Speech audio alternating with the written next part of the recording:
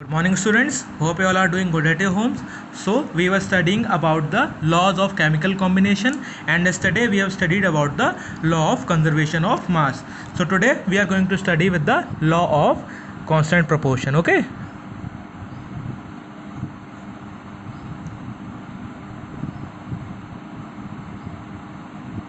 constant proportion. So what does this law says? This law states that a compound can be obtained from any source or can be prepared in the lab. The ratio of the different elements in that compound always remains constant. Okay students, तो ये law ये state करती है कि कोई भी compound हम किसी भी जैसे कोई एक कंपाउंड हमने किसी भी सोर्स से लिया, ओके, या फिर हमने उसको लैब में बनाया, ओके, तो जो उसमें जो डिफरेंट एलिमेंट्स का रेशियो होगा वो ऑलवेज कांस्टेंट होगा. Okay okay students, is it clear? तो ये लॉ क्या स्टेट कर रही है कि अगर हम कोई एक पर्टिकुलर कंपाउंड लेते हैं और उसको हम किसी भी सोर्स से ऑब्टेन करते हैं या फिर उसको लैब में मैन्युफैक्चर करते हैं, तो जो डिफरेंट एलिमेंट्स होंगे उसमें the ratio of the elements will be same. Okay, तो जो एलिमेंट्स का रेशियो होगा वो कैसा होगा? वो सेम होगा. Okay, so now I am going to write it down the definition.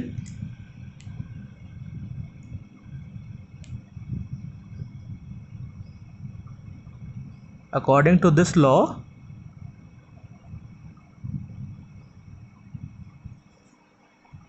so students, what does this law say? A compound can be obtained from any source or can be prepared in the lab.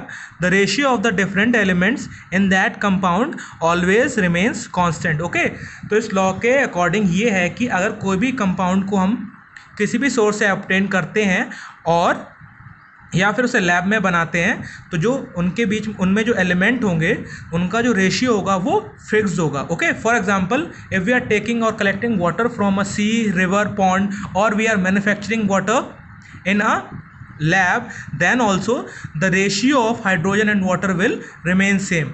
Okay students, तो इस law के according क्या है कि अगर जैसे हम water को किसी भी ओपन सोर्स से ऑब्टेन करते हैं, रिवर से, पॉन्ड से, या फिर हम वाटर को लैब में मैन्युफैक्चर करते हैं, ओके, तो जो वाटर में एलिमेंट हैं, एक तो हाइड्रोजन है और दूसरा ऑक्सीजन, तो उनका जो रेशियो होगा, जिस रेशियो में वो कंबाइन होते हैं, the ratio in which they combine with each other, it will be fixed. Okay, तो वो हमेशा फिक्स्ड रहेगा. Okay students, so student, this is our example. So if we are collecting water from any natural resource और any natural source, कोई भी natural source है, river है या पॉन्ड है, किसी से भी, और या फिर हम उसको लैब में मैन्युफैक्चर कर रहे हैं, लेकिन उसमें भी जो रेशियो होगा हाइड्रोजन और ऑक्सीजन का कंबाइनिंग रेशियो वो हमेशा सेम रहेगा. Okay, so what is the formula of water? It is H2O. Water का फॉर्मूला क्या है? H2O. Okay, so it is having 2 H atoms, 2 hydrogen atoms and 1 O atom, that is oxygen atom. Okay students, so what is the mass of one hydrogen atom? It is 1. So mass of 2 hydrogen atoms will be 2 grams. Okay, तो एक hydrogen atom का wait कितना होता है? 1 ग्राम. तो 2 hydrogen atom का wait कितना होगा? 2 grams. And 1 oxygen atom weighs how much? 16 grams. So it is 16.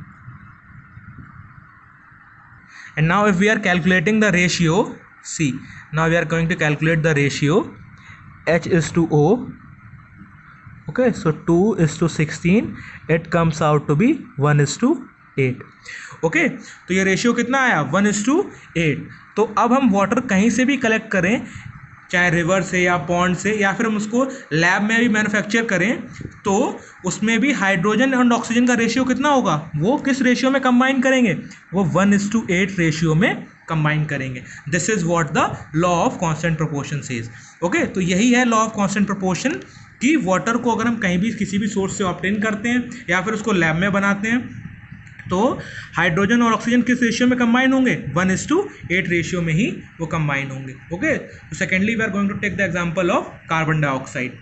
Same is in the case of carbon dioxide also. Okay, so either CO2 is prepared in the lab, या तो हम CO2 को lab में manufacture करते हैं किसके, burn करके, organic compound को बर्न करके, और collected from the automobile smoke the, अगर हम किसी व्हीकल के स्मोक को भी स्मोक से उसको कलेक्ट करते हैं तो जो रेशियो होगा कार्बन एंड ऑक्सीजन का वो सेम होगा, वो जो लैब में हमने मैन्युफैक्चर किया होगा और जो ऑटोमोबाइल स्मोक में से हमने जो CO2 ऑब्टेन किया होगा उनमें कार्बन एंड ऑक्सीजन का रेशियो सेम होगा.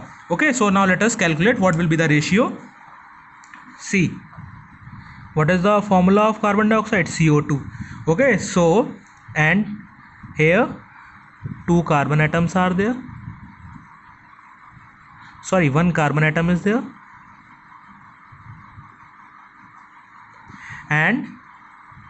and what, 2 oxygen atoms are there.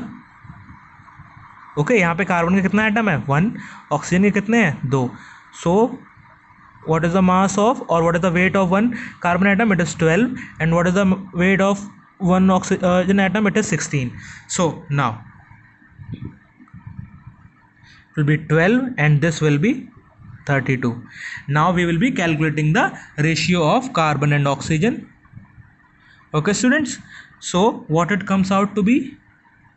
12 is to 32 and it comes out to be 3 is to 8.